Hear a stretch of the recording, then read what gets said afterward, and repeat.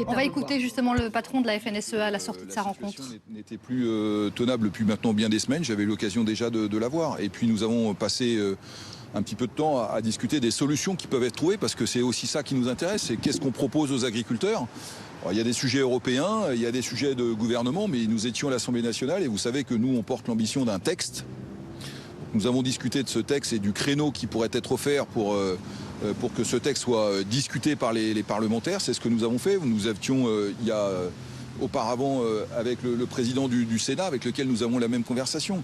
Les agriculteurs ne croient plus dans la parole publique. Les agriculteurs veulent voir des résultats tangibles et concrets. C'est ce que j'ai dit à la présidente de l'Assemblée nationale. Nous sommes évidemment conscients que tout ça ne peut pas se faire, un texte ne peut pas se faire en une poignée de jours, mais en tous les cas, nous avons besoin que rapidement, on puisse savoir si oui ou non c'est possible qu'il y ait un texte agricole avec des mesures qui sont très attendues. On parle de la prédation, on parle de la question de l'eau, on parle de la transformation. Voilà, on lui a donné des exemples très concrets de choses qui ne fonctionnent pas. Ce texte reste à construire. Évidemment, il appartiendra aux parlementaires de s'en saisir. Mais la question, c'est oui ou non, est-on prêt à travailler à des solutions pour l'agriculture? C'est ce que nous lui avons demandé. Est-ce que vous avez des perspectives? Est-ce qu'elle vous en a donné? Écoutez, d'abord, c'est la responsabilité du gouvernement de le faire. Elle a elle-même un pouvoir d'initiative, donc je ne sais pas si elle en usera. Je pense qu'elle a la volonté de discuter avec le gouvernement. Voilà, nous avons vu, nous, hier soir, le ministre des Relations avec le Parlement. Nous continuons à faire le travail. Moi, je le redis, vous voyez la colère qui s'exprime en agriculture. Et cette colère, je l'ai redit, elle est parfaitement légitime, mais cette colère, elle nécessite que les gens qui exercent le pouvoir apportent des réponses. Donc, il y a les réponses de court terme, ce seront celles que le Premier ministre s'est engagé à nous apporter demain matin. Il y a des réponses européennes, et vous savez que dès ce week-end sur le Mercosur, on va être au cœur des enjeux parce que c'est aussi une crise de la vision que nous subissons. Crise économique qui nécessite que des réponses rapides soient apportées, mais on a aussi besoin de donner un peu de vision, ce que nous n'avons pas en agriculture depuis trop longtemps. Et il suffit de regarder les chiffres de l'agriculture, que ce soit les chiffres de nos fermes et les résultats de nos fermes, que ce soit les chiffres de la balance commerciale, de la valeur créée. Or, vous le savez, nous, nos fermes, elles ne sont pas délocalisables. Et donc, pour le monde agricole, il n'y a pas d'alternative que de se battre pour conserver une vision de ce métier et pour conserver tout simplement la possibilité de vivre de son métier. Voilà, donc nous l'avons dit au gouvernement, nous l'avons dit évidemment au Premier ministre lundi, nous avons vu un certain nombre de personnalités politiques de premier plan. Le président du Sénat nous a reçus, la présidente de l'Assemblée nationale nous a reçus. Maintenant, écoutez, c'est à eux qu'il appartient de dire comment nous allons faire. Ça, c'est pour le sujet national, mais je n'oublie pas que le sujet européen est un sujet de premier plan aussi. Et on va pouvoir mesurer quel est le poids de la France dès ce week-end. Ma crainte, c'est que la France ne pèse plus en Europe, ou en tous les cas pas suffisamment pour défendre ses intérêts agricoles. Je rappelle que en tous les cas, pour nous, ce qui compte, c'est que la France défende ses intérêts. L'agriculture française est la première agriculture sur ce continent.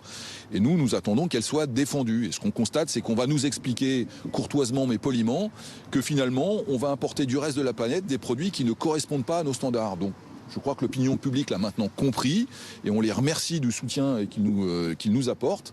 Mais je le redis, ce qui compte, c'est le court terme parce que nombre de nos collègues ne savent pas comment ils vont passer l'année. Mais il y a aussi cette question de la vision et puis, je le dis, cette défiance vis-à-vis de la parole publique. Et pour restaurer la confiance, il faut délivrer des actes très concrets dans les cours de ferme. Voilà ce qu'on dit, ce qu'on répète, à qui veut l'entendre. Merci de vous en faire le relais. Mais maintenant, c'est la période des réponses qui va commencer demain et pour lequel on va continuer à se mobiliser. Puis vous avez compris que sur le plan européen, parce qu'on a déjà anticipé la suite et qu'il n'est pas question pour nous de baisser les bras, on veut se battre auprès des parlementaires, puisque vous savez que cet accord du Mercosur nécessitera une validation du co-législateur, c'est-à-dire des parlementaires européens.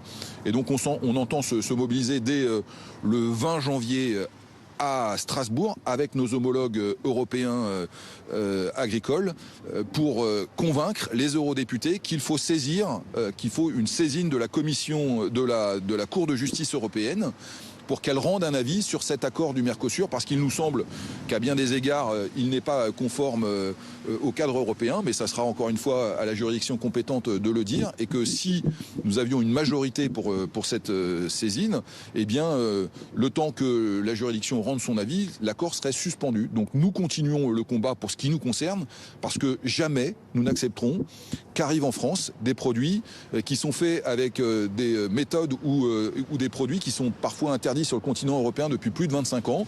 Ça protège le consommateur, ça protège la santé publique. Et je le redis, nous, nos fermes ne sont pas délocalisables. Donc ce combat, pour nous, c'est un combat existentiel et on continue à le mener. Ça va être quoi la suite de la mobilisation dans les prochains jours? Est-ce que vous appelez à des blocages comme la coordination? Non, mais les blocages, ils existent déjà. Vous savez, il n'y a pas que Paris. Nous, on a 40 départements qui sont en action. Je vous invite à regarder ce qui se passe partout en France. Partout, c'est bloqué. Et le sujet, c'est pas de la coordination rurale ou la FNSEA ou les jeunes agriculteurs ou la Confédération paysanne. Le sujet, c'est qu'est-ce qu'on est capable d'avoir comme vision et comme mesure. Vous savez, beaucoup d'agriculteurs ne sont pas syndiqués en France. Voilà. Et ils attendent pour autant des mesures très claires et rapides. Parce que quand vous parlez, par exemple, à un viticulteur qui souhaite arracher ses vignes parce qu'il n'a pas de solution, la question qu'il pose ce matin très concrètement, c'est est-ce que je taille mes vignes ou est-ce que je les taille pas? Et si je peux les arracher, je ne taille pas mes vignes. Mais pour autant, il faut qu'on me le dise tout de suite. Voilà, vous voyez, ça c'est très concret. Quand vous devez acheter de l'azote pour faire pousser vos céréales ou pour nourrir pour faire pousser l'herbe de vos prairies, eh bien cette réponse, c'est maintenant. Parce qu'on a compris depuis hier qu'il y aurait peut-être une suspension sur les engrais du mécanisme d'ajustement carbone aux frontières, mais cette mesure serait rétroactive. Le sujet, c'est que soit on nous dit tout de suite c'est bon et les prix baissent, soit on aura peut-être une décision dans 3 ou 4 mois, mais ce sera trop tard, parce qu'il y a des réalités concrètes de la vie d'agriculteurs sur le terrain. Donc on a besoin de ça, donc les actions elles continuent partout, et si le Mercosur devait être amené à signer, je vous dis tout de suite qu'on continuera évidemment à contrôler que ce qui rentre dans ce pays est conforme à ce qu'on nous demande, c'est une question de bon sens, et donc je le dis tout de suite, si on tombe sur des œufs ukrainiens qui sont pas conformes, si on tombe sur des produits brésiliens qui sont pas conformes, on ne laissera pas passer, et puis ensuite on aura évidemment le sujet de la réaction à moyen terme. Donc tout le monde a intérêt aujourd'hui à ce que on fasse en sorte d'apporter des réponses. Personne n'est naïf, nous ne le sommes pas depuis bien longtemps. Vous savez qu'aujourd'hui il y a un gros doute sur les déclarations, donc les agriculteurs veulent voir, voilà, ils veulent voir et c'est bien normal. Maintenant c'est plus le temps de la crédulité, c'est le temps des actions. Monsieur Rousseau, concernant une éventuelle nouvelle loi agricole d'exception que vous appelez de vos voeux, la question que vous soulevez, c'est celle du calendrier. Est-ce que vous avez une réponse? Est-ce qu'il y aura un créneau parlementaire? C'était la question que vous vouliez aussi poser. C'est évidemment la question que nous avons posée à la présidente de l'Assemblée nationale, qui évidemment... J'ai du mal à loucher, pardonnez-moi. C'est aussi la question que nous avons posée à la présidente de l'Assemblée nationale. Vous savez, on sort d'un projet de loi d'orientation agricole dans lequel on nous a baladé pendant 2 ans et demi avant de trouver un créneau. Donc vous voyez bien que là, on ne peut pas attendre. Et puis on sait qu'ensuite va venir la période de l'élection présidentielle et que le débat que nous appelons de nos voeux autour de la question agricole et de son ambition pour ce pays soit tranché. Mais il nous semble qu'il faut absolument qu'on trouve un créneau d'ici le mois de mars-avril. Elle nous a évidemment pas donné de réponse précise, mais nous, en tous les cas, une fois de plus à la FNSEA, on a fait une demande très précise. Oui ou non peut-on avoir un texte et peut-on l'avoir dans un délai qui permet d'apporter concrètement des réponses aux agriculteurs? Et puis ça, c'est pour l'avenir, mais on lui a aussi parlé des décrets d'application d'un certain nombre de lois. Je pense notamment à la loi sur les entraves à l'agriculture qui a été promulguée par le président de la République le 13 août et pour lequel nous attendons toujours des décrets. Et ça aussi, ça met des doutes parce que quand vous avez, nous dit-on, le Conseil d'État, une consultation publique, ce qu'on comprend très bien, il n'y a pas besoin non plus de 6 mois pour le faire. Voilà, donc on a besoin maintenant que les choses débouchent.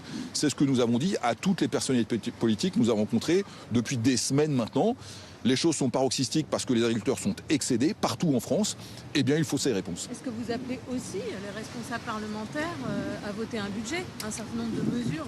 Nous avons besoin d'un budget. Je l'ai dit publiquement, je le redis devant vous. Nous avons besoin d'un budget pour que les promesses qui ont été faites au monde agricole puissent s'exécuter. En viticulture notamment. La crise viticole, pour pouvoir trouver des réponses à court terme, a besoin que le budget soit adopté. Et ensuite, il appartient aux parlementaires de savoir dans quel cadre, encore une fois, on est très respectueux des débats parlementaires. Mais enfin, on a besoin d'un budget pour faire fonctionner ce pays et l'agriculture, pour avoir des réponses aux promesses qui ont été faites, a besoin d'un budget. Je vous prends l'exemple viticole parce que c'est celui qui est le plus frappant en ce moment. Et encore une fois, le viticulteur, ou il taille sa vigne ou il la taille pas. Mais il ne peut pas attendre 6 mois qu'on veuille lui dire on verra. Donc, vous voyez, à chaque fois, derrière des décisions publiques, il y a des vies, il y a des choses très concrètes qui se passent dans nos cours de ferme et les agriculteurs ne peuvent plus attendre.